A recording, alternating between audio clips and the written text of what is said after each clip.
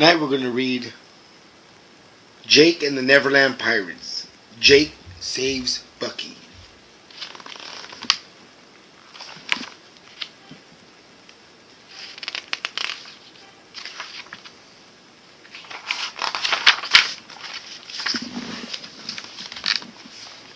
It's bedtime at the Jolly Roger, and Captain Hook wants Smee to read him a story. Smee finds an old scroll. "Here's one I've never seen before," he says. The scroll said that Jake's ship Bucky has to race against Hook's Jolly Roger in very next day, and if Hook wins, he gets to keep Bucky as his prize.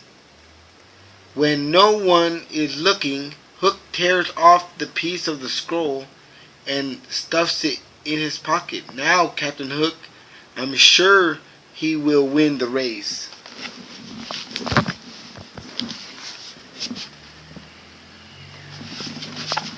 The next morning, Jake and his crew were playing pirate beach ball with Bucky. Bucky plays by using his sail boom as a bat. "Yo ho, watch out, there goes the beach ball goes," exclaims Jake. Oops, Bucky hit it a little too hard and the ball goes flying over the rails. Cubby goes to get it, but Hook snags it first. Hook climbs aboard Bucky and hands the scroll to Jake. It says here Bucky has to race the Jolly Roger today, and if he loses, Hook gets to take Bucky, reads Jake. That doesn't sound fair to Jake and his crew. According to the Neverland Pirate Code of Rules, you have no choice, snickered Hook. Jake and his crew get ready, but Cubby is worried. Jake, what if we lose the race? We can't give up Bucky," he cries. "Cubby, we're not going to lose," replies Jake. "We're going to win. Yo ho, let's go. Go to the starting line." The race started in Shipwreck Beach, with the crew will race to Mermaid Lagoon. There they'll all solve a riddle to move to the next stop. Another riddle and then second stop will lead them to the end of the race. With Bucky at stake, there is no way Hook will play fair. As soon as the race started, he unleashed one of the fancy new gizmos of Colossus Coconut Cannon. Boom, boom! Coconuts ran down on Bucky. Cubby and Izzy ducked. "All coconuts!" Cubby shouted. Bucky slowed down and waited for the next barrage of boom booms. Then he used a hatchet to booms to knock all the coconuts back to the Jolly Roger. "Yo ho!" exclaimed Jake.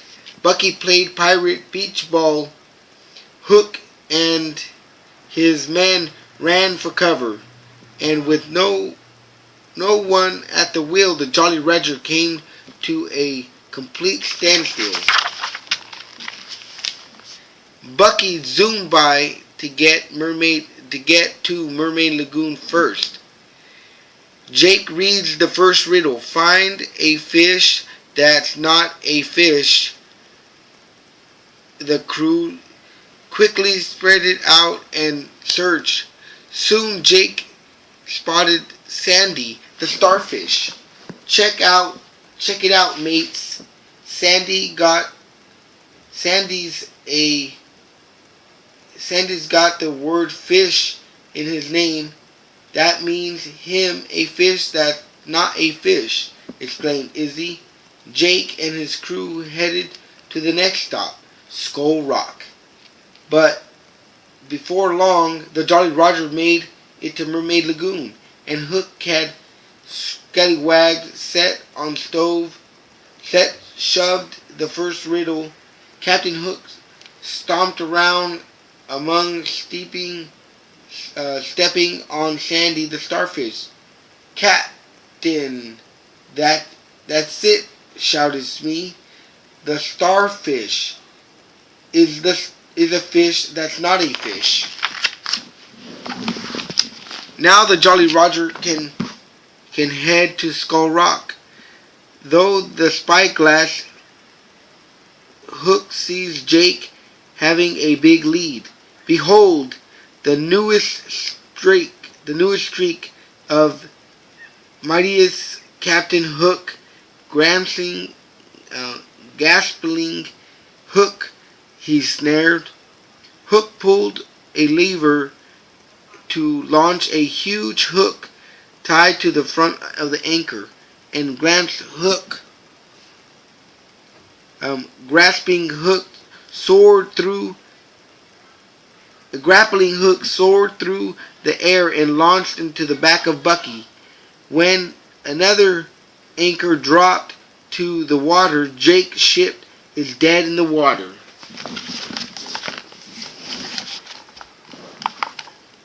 But Hook is done, engaged in pirate propeller.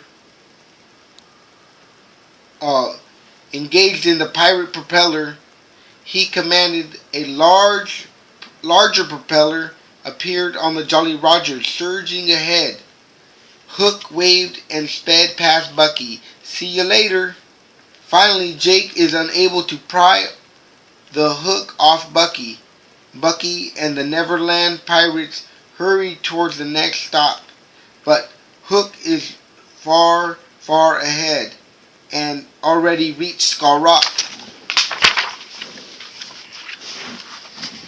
Hook has just one more riddle to solve. Find an island-shaped like bird that he scanned the horizon in the spyglass and spied Eddie.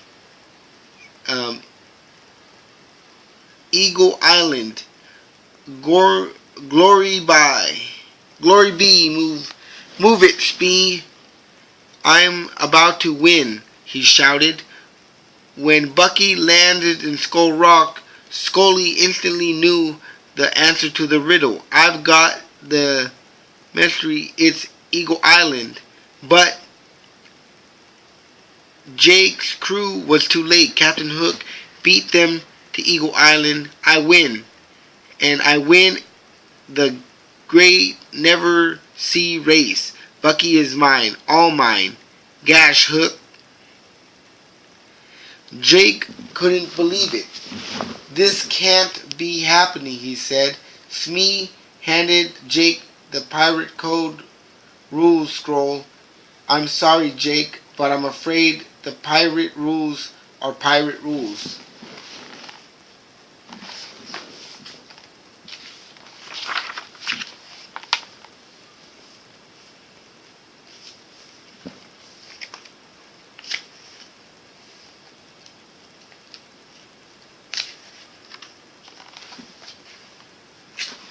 Okay.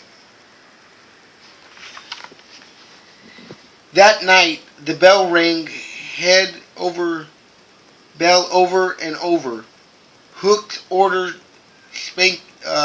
Sparky and Bones to stop the ringing, but Bucky slams the doors and rolls the barrels across the deck to scare them off. It works. Sparky and Bones race back to the Jolly Roger as fast as they can. I tell ya, Bones, this ship is haunted. Back home in the Neverland, pirates needed help, and Jake knew who to call. Peter Pan. Using the Luna lantern and shined the picture onto the moon, Jake called, "Cock-a-doodle-doo! Peter Pan, we need you." Peter Pan came right away. Jake tells Peter what had happened and shows him the scroll. This seems to be a piece of the scroll missing, says Peter. Maybe there is more to the rules than what Hook showed us. Quick, to the Jolly Roger, he exclaimed. Jake, Peter Pan, and his crew quickly flew to the Jolly Roger in search of the missing piece. They looked absolutely everywhere, and finally Peter looked in the pocket of Hook's nightshirt, and he finds it. The friends read the missing piece and discovered there was one last chance to get Bucky back. They have to go to the island of Belle and bring back the great golden bell before sunrise. But there is a warning. Pirates beware. The mighty dragon lives on the island of Belle and does not like visitors. Peter and the Neverland pirates headed off soon land on a windy, furry island of Belle. With a spyglass, Jake spots something golden hanging from a giant tree. In the next valley, the golden bell. But to get the bell, the friends have to face a blustering wind and a hike across a field of hot lava.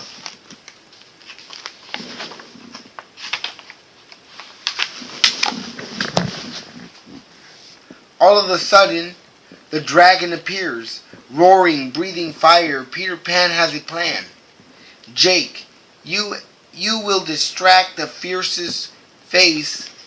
Cubby, Izzy, and Scully, you run ahead and grab the great golden bell. Peter and Jake soon have a dragon twisting and turning and chasing his own tail. Meanwhile, Cubby, Scully, and Izzy run to the giant tree and find the golden bell. Just then, Jake and Peter Pan return to help. This old dragon sure is heavy, says Peter Pan. A little bit of pixie dust will bring it back and get us Bucky back, says Izzy. Peter Pan and the crew sail over to the Jolly Roger just before dawn and surpass Hook asks Peter Pan, "What are you doing here, Jake?" Show Hook the repaired scroll and how it says we can rescue Bucky by bringing the golden bell back before sunrise, and we did it, he said. Barnacles, grumbled Captain Hook. Everyone rushed to tell Bucky the good news. "We did it. We've saved you from Hook," cheered Jake. Izzy smiled. "We'll never let you down again, Bucky. Never ever." Then they all waved goodbye to Peter Pan and thanked him for his help.